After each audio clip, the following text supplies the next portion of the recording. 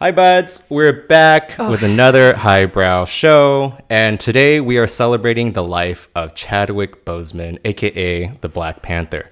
And so, just to show you guys a clip of how big his influence was, here's a clip of a school that is going to see a screening of Black Panther together, and they are so excited.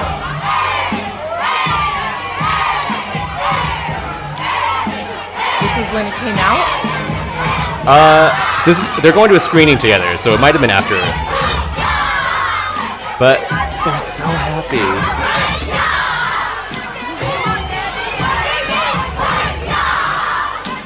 Oh my god. Well, are they a very specific school? Do they do a lot of arts and... I don't know. So I'm like, they're all very coordinated and loud enough to...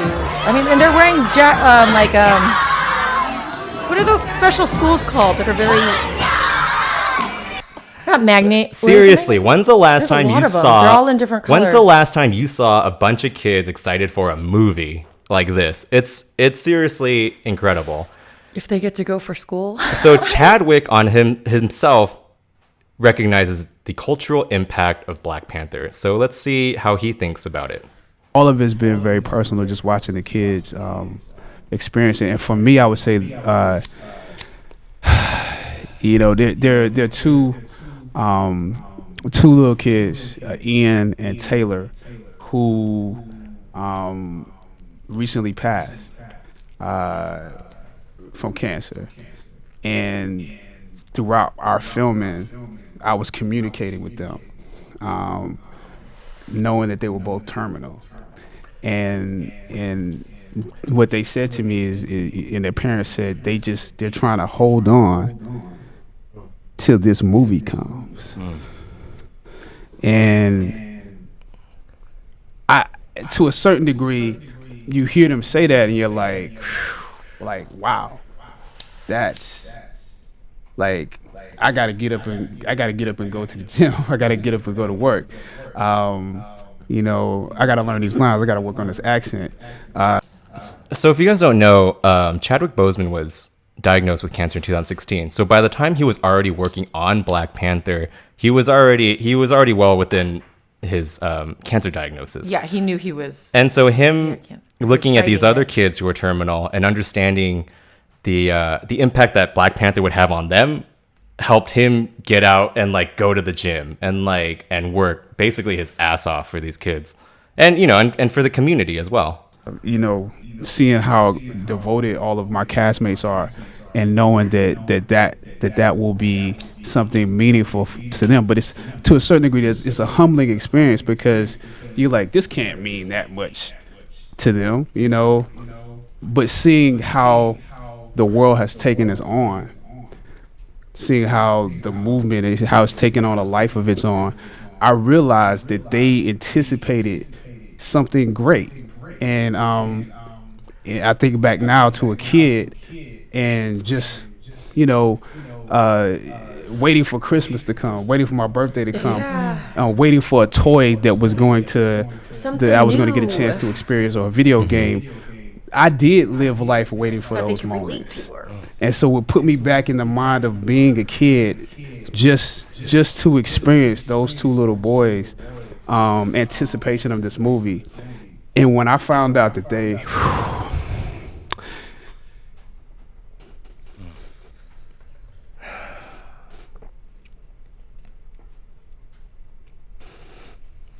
Take your time with it.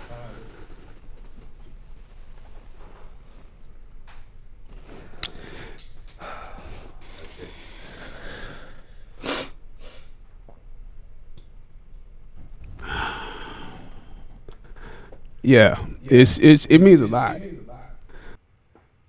Man, even with his own struggles, he's so compassionate and. Well, he was always very, I think, passionate about his work. Mm-hmm. And it showed. But then to know on top of that he was running out of time, or possibly, to And he never shared it. He never shared it, even though he was Yes. doing all these. I mean, whoever he did, like, I was like, wow, his crew is hardcore, like, keeps it to themselves. You know, no one said anything. Absolutely. In the age of like TMZ and paparazzi, like news like this, it's just like people are hunting for it. And so, yeah. What happened? So It's like, oh my gosh. Joe Rogan talks about it on another guy's channel. And I honestly feel like Joe Rogan really is the zeitgeist for how we all felt about it when we first saw the news of Chadwick Boseman passing away. And so let's take a look at this really quick. Chadwick Boseman dying on Friday. I was bummed for like 2 days about that. I looked at my phone. It really did bug me.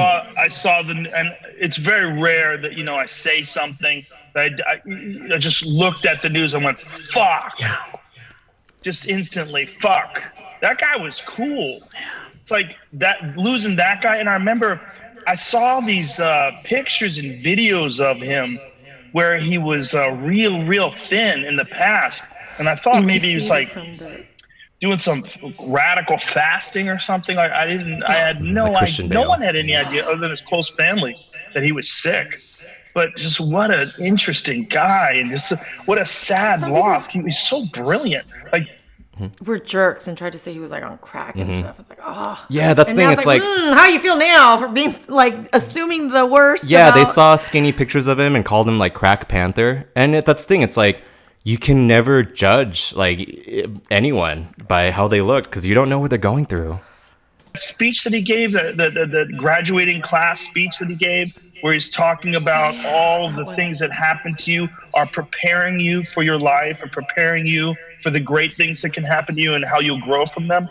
Just his perspective, he was just such a brilliant guy. It sucks so hard that some assholes live forever.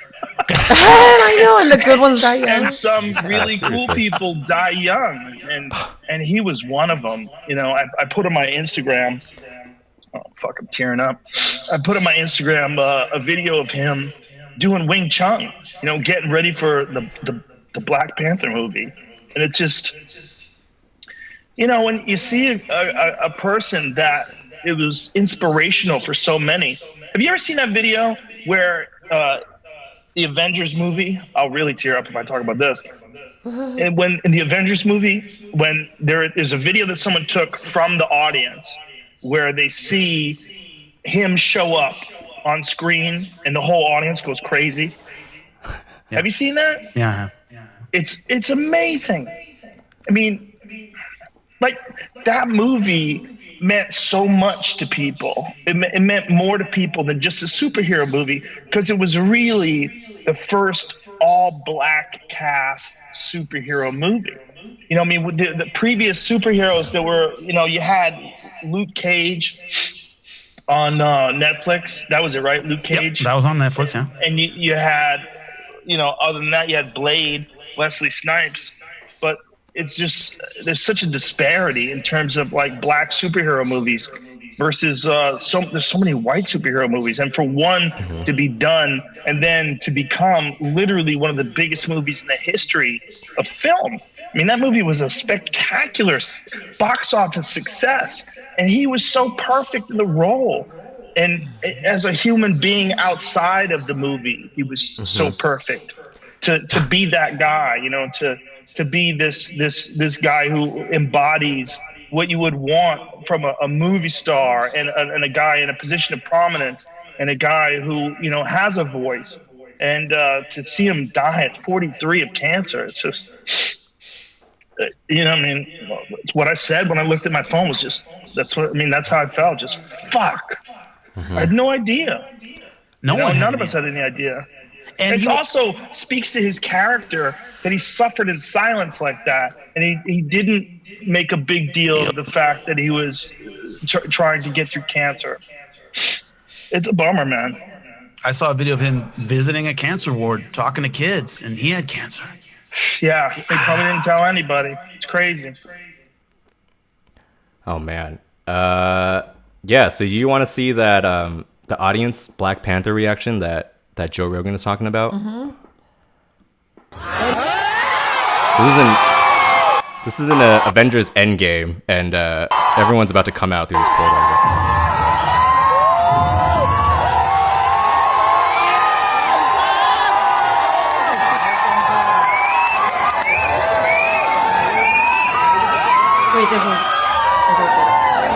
They're coming back from the dead. Oh, this is the movie? Yeah. I did watch Black Panther. People love Black Panther, and it is honestly, it's not an accident that people love Black Panther because it's a great movie. But it's like, how much did Chadwick actually contribute? And it turns out a lot. So the director of Black Panther, his name is Ryan Coogler. He didn't even know what Chadwick was going through. So this is when they first met in 2006. This is a very touching eulogy that Ryan Coogler wrote. So in 2016, when they first met, he says, "I noticed then that Chad was an anomaly. He was calm, assured, constantly studying, but also kind, comforting, had the warmest laugh in the world, and eyes that had seen much beyond his years, but could still sparkle like a child, seeing something for the first time. That was the first of many conversations. He was a special person. We would often speak about heritage and what it means to be African. When preparing for the film, he would ponder every decision, every choice, not just for how it would reflect on himself, but how those choices would reverberate. They're not ready for this. What we are doing. This is Star Wars. This is Lord of the Rings, but for us and bigger." He would say this to me while we were struggling to finish a dramatic scene, stretching into double overtime, or while he was covered in body paint, doing his own stunts, or crashing into frigid water and foam landing pads.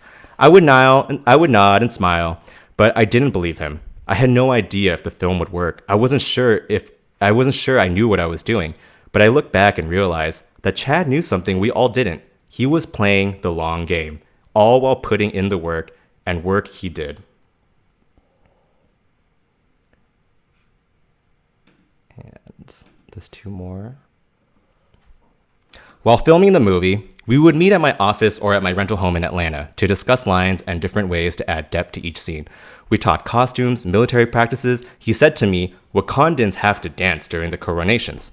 If they just stand there with spears, what separates them from the Romans? In early drafts of the script, Eric Killmonger's character would ask T'Challa to be buried in Wakanda. Chad challenged that and asked, what if Killmonger asked to be buried somewhere else? Chad deeply valued his privacy, and I wasn't privy to the details of his illness. After his family released their statement, I realized that he was living with his illness the entire time I knew him. Because he was a caretaker, a leader, and a man of faith, dignity, and pride, he shielded his collaborators from his suffering. He lived a beautiful life, and he made great art. Day after day, year after year, that was who he was. He was an epic firework display. I will tell stories about being there for some of the brilliant sparks till the end of my days. What an incredible mark he has left for us.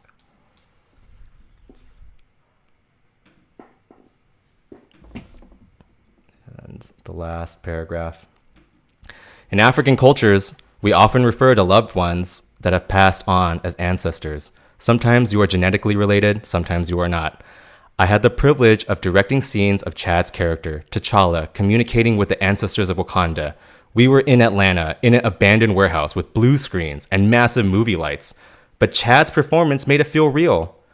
I think it was because from the time that I met him, the ancestors spoke through him. It's no secret to me how he was able to skillfully portray some of our most notable ones. I had no doubt that he would live on and continue to bless us with more. But it is with a heavy heart and a sense of deep gratitude to have ever been in his presence that I have to reckon with the fact that Chad is an ancestor now. And I know that he will watch over us until we meet again. Ryan Coogler. Aww. Yeah, he was really passionate about his work and his project, and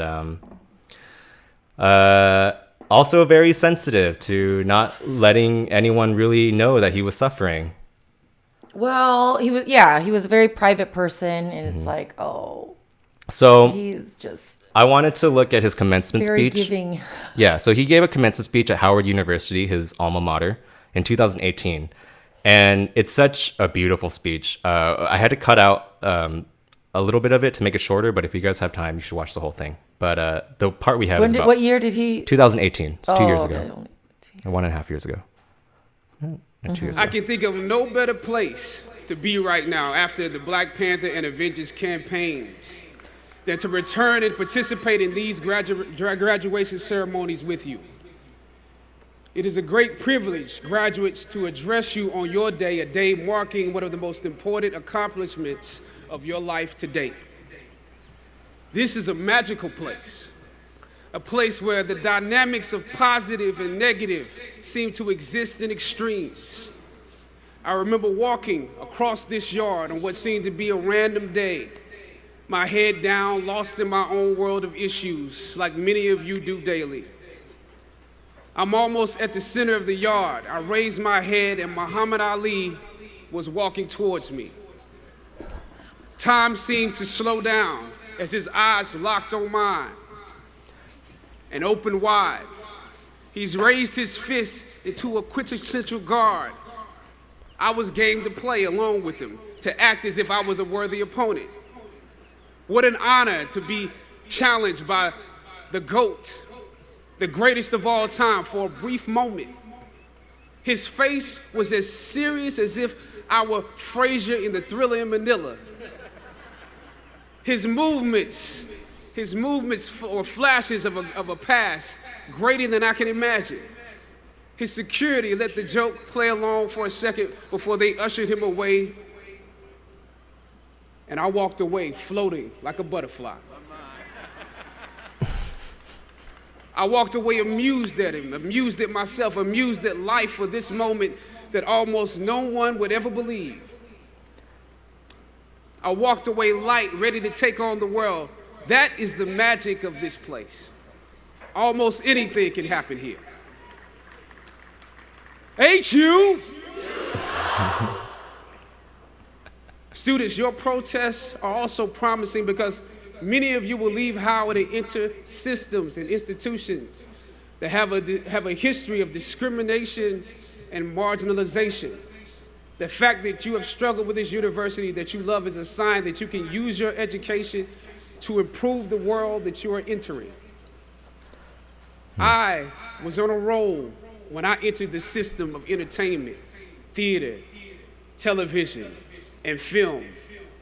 In my first New York audition for a professional play, I landed the lead role. From that play, I got my first agent. From that agent, I got an on-screen audition. It was a soap opera. It wasn't Third Watch. It was a soap opera on a major network. I scored that role too. I felt like Mike Tyson when he first came on the scene, knocking out opponents in the first round. With this soap opera gig, I was already promised to make six figures, more money than I had ever seen. I was feeling myself. But once I got the first script, and with soap operas, you very often get the script the night before and you shoot the whole episode in one day with little to no time to prepare. Once I saw the role I was playing, I found myself conflicted. The role wasn't necessarily stereotypical. A young man in his formative years with a violent streak pulled into the allure of gang involvement. That's somebody's real story. Never judge the characters you play. That's what we were always taught. That's the first rule of acting. And any role played honestly can be empowering. But I was conflicted because this role seemed to be wrapped up in assumptions about us as black folk. The writing failed to search for specificity. Plus, there was barely a glimpse of positivity or talent in the character, barely a glimpse of hope. I would have to make something out of nothing. I was conflicted. Howard had instilled in me a certain amount of pride, and for my taste, this role didn't live up to those standards. It was just my luck that after filming the first 2 episodes, execs of the show called me into their offices and told me how happy they were with my performance. They wanted me to be around for a long time. They said, if there was anything that I needed, just let them know. That was my opening. I decided to ask them some simple questions about the background of my character, questions that I felt were pertinent to the plot. Question number 1, where's my father? Yeah.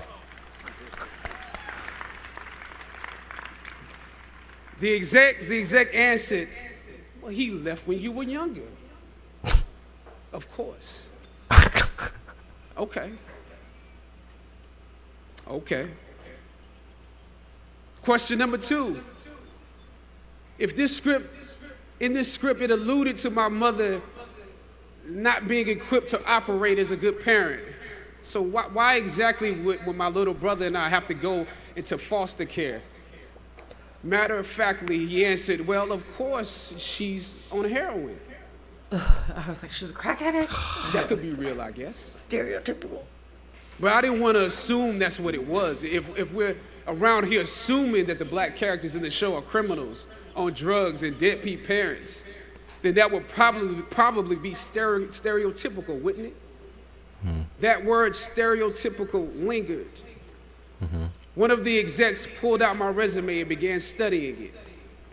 The other exec wore a smile, trying to live up to what they had promised me only a few moments before. If there's anything you need, just let us know. She said, as you have seen, things move really fast around here. But we are more than happy to connect you with the writers if you have suggestions. Yeah, I said, that would be great. I said, because I'm just trying to do my homework on this. I didn't know if you guys had decided on all the facts, but maybe there's some things we could come up with, some talent or gift that we could build. Maybe he's really good at math or something. He has to be active. I'm doing my best not to play this character like a victim. So you went to Howard University, huh? The exec holding my resume interrupted, peeking over the pages. Yes, I said proudly. He slid my resume back in his desk and said, thank you for your concerns. We'll be watching you. I left the office. I shot the episode I had come in to shoot on that day. Probably the best one I did out of the 3 because I got what was bothering me off my chest. I was let go from that job on the next day. A phone call from my agent. They decided to go another way. The questions that I asked set the producers on guard and perhaps paved the way for a less stereotypical portrayal for the black actor that stepped into the role after me. As the scripture says, I planted the seed and Apollos watered it. But God kept growing it. God kept it growing. Yet and still, when you invest in a seed, watching it grow without you, that is a bitter pill to swallow. A bitter pill.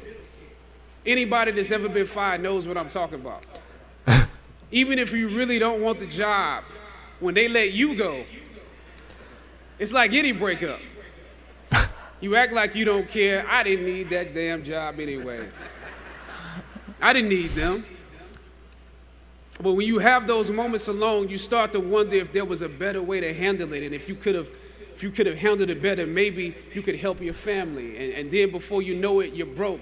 And you find yourself scraping together change just so you can ride the subway so that you can get the next job. And maybe if you could book something else, that would eclipse the feeling of doubt that's building. But it seems like you can't pay them to hire you now. My agents at the time told me it might be a while before I got a job acting on screen again. Well, that was fine because I never wanted to act in the first place. And I definitely didn't want to be caught dead going after a fake Hollywood pipe dream. I'm more of a writer-director anyway, so forget their stories. I can tell my own stories. But am I actually blackballed? We're hesitant about sending you out to some people right now because there is a stigma that you're difficult. Oh my God. As conflicted as I was before I lost the job, as adamant as I was about the need to speak truth to power, I found myself even more conflicted afterwards. I stand here today knowing that my Howard University education prepared me to play Jackie Robinson, James Brown, Thurgood Marshall, and T'Challa. But what do you do when the principles and standards that were instilled in you here at Howard close the doors in front of you? Sometimes you need to get knocked down before you can really figure out what your fight is and how you need to fight it. At some point, my mind reverted back to my experiences here, to the professors that challenged me and struggled against me.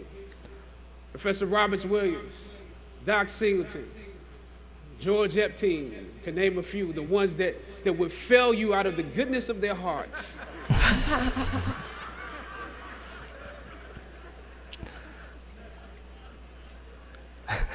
And this may be hard to grasp for some of you right now, but I even considered President Swagger and how negotiating with him was practice for a world that was considerably more cruel and unforgiving than any debate here, one that had no interest in my ideals and beliefs. How would I maneuver through all of this? Finally, I thought of Ali in the middle of the yard, in his elder years, drawing from his victories and his losses. At that moment, I realized something new about the greatness of Ali and how he carried his crown. I realized that he was transferring something to me on that day. He was transferring the spirit of the fighter in me. He was transferring the spirit of the fighter to me. He was transferring the spirit of the fighter to me. Sometimes you need to feel the pain and sting of defeat to activate the real passion and purpose that God predestined inside of you. God says in Jeremiah, I know the plans I have for you. Plans to prosper you and not to harm you. Plans to give you hope and a future. Graduating class, hear me well on this day. When you have reached the hilltop and you are deciding on next jobs, next steps, careers, further education, you would rather find purpose than a job or a career. Purpose crosses disciplines. Purpose is an essential element of you. It is the reason you are on the planet at this particular time in history. Your very existence is wrapped up in the things you are here to fulfill. Whatever you choose for a career path, remember the struggles along the way are only meant to shape you for your purpose. When I dare to challenge the system that would relegate us to victims and stereotypes with no clear historical backgrounds, no hopes or talents, when I questioned that method of portrayal, a different path opened up for me. The path to my destiny. When God has something for you, it doesn't matter who stands against it.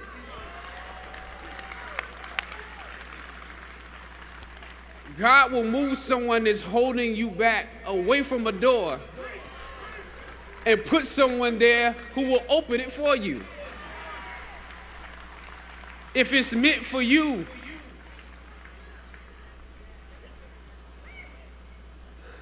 I don't know what your future is, but if you're willing to take the harder way, the more complicated one, the one with more failures at first than successes, the one that has ultimately proven to have more meaning, more victory, more glory, then you will not regret it. Now, this is your time.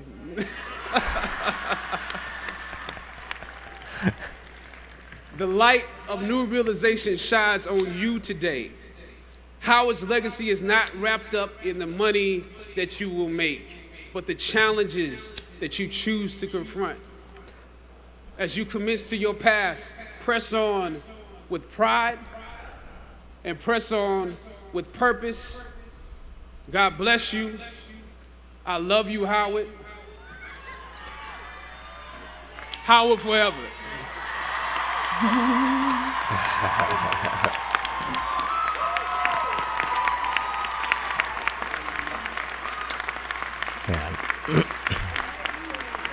What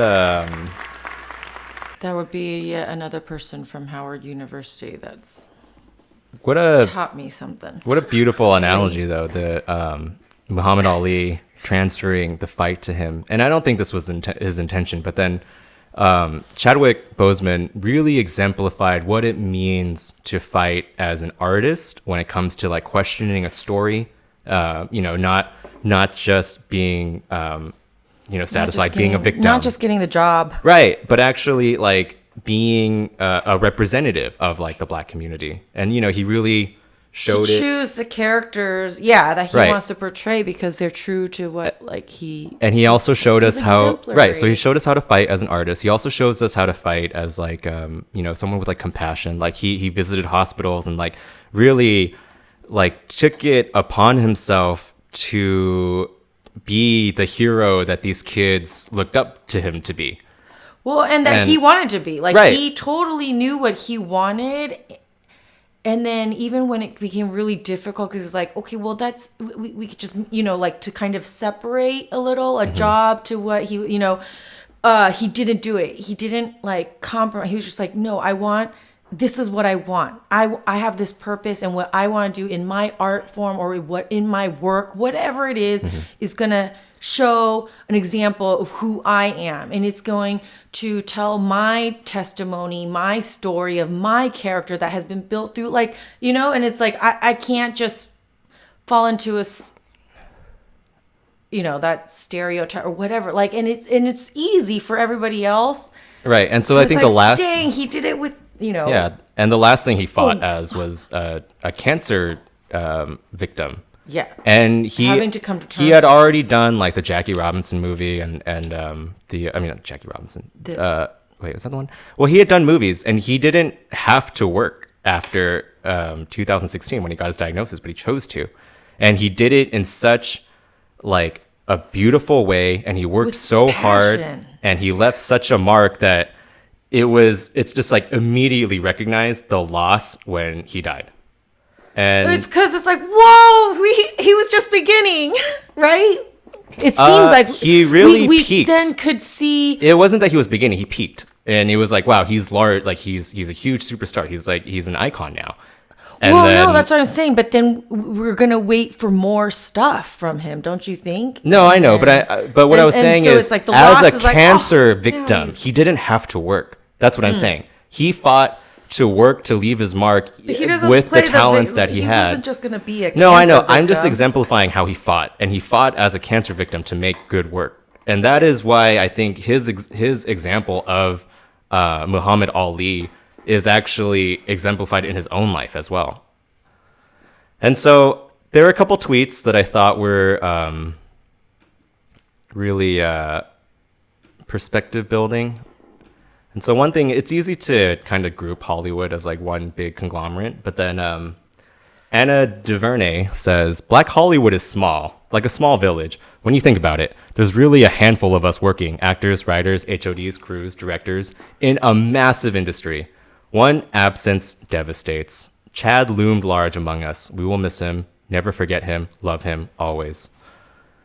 He was loved in Hollywood and super loved in Black Hollywood because he was a superstar. This tweet from the dark-skinned Duke of Thickalicious. We were so right to celebrate Black Panther the way we did.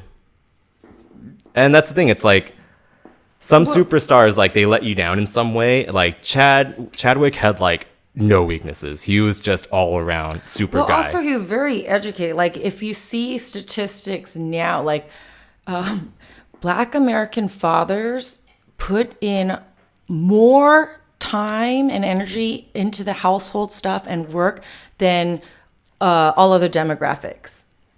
So, like, playing on those old stereotypes is perpetuating something that's no longer true, and actually, like, what's the opposite of? Like, it's not even, you know what I mean? Like, if you're looking at data and statistics now and the education level and like how many, Black mothers are drug addicts compared to like the stereotypes, why are they still there? What do they do? And for him not only to question it and to have the education and the data to back up, like, that's not what, why is this still even being showed?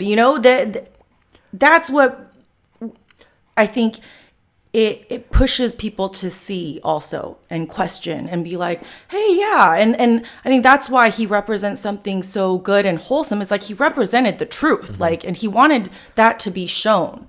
Yeah. So speaking about like black stereotypes being shown, the people who definitely noticed that he wasn't just playing the black stereotype cards were black people. And so Jimmy Fallon recently had on his show, recently as in, like probably 2 years ago, where he had fans of Black Panther come and talk to like a cardboard cutout, and he told them this will be shown to Chadwick later. But really Chadwick was there.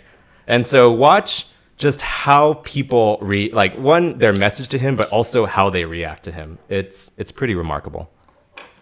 Thank you so much. Darren, I think there's something wrong with your microphone.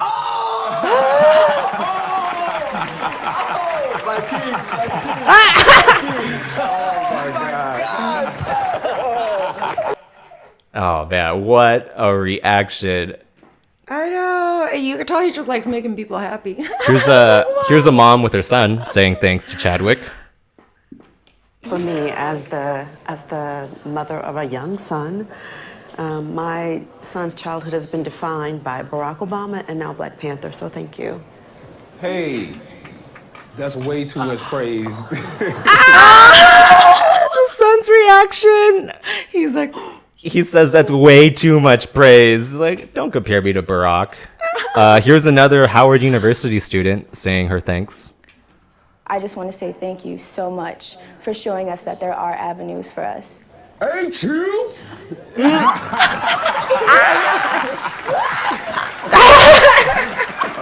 Slapping the curtains. I would have peed. Yeah, that's amazing. Oh my gosh. I know. Think of like the biggest celebrity that you want to meet, and then them just popping up. Here's an artist saying thank you for Chadwick's work. Someone who wants to make movies one day and wants to inspire people that art can really change the world. What type of movies do you want to do? He's so cool. Every line. Every time I see their face. Yeah. Did she pee? Maybe. I know. I can't would've. believe I'm like, maybe I just have a weak bladder. No, but yeah, But I imagine I'd cry and pee. he doesn't have like a canned response like, hey, he actually is like responding to what they're saying. Yeah. He's present and he's in the moment. And then here's one more.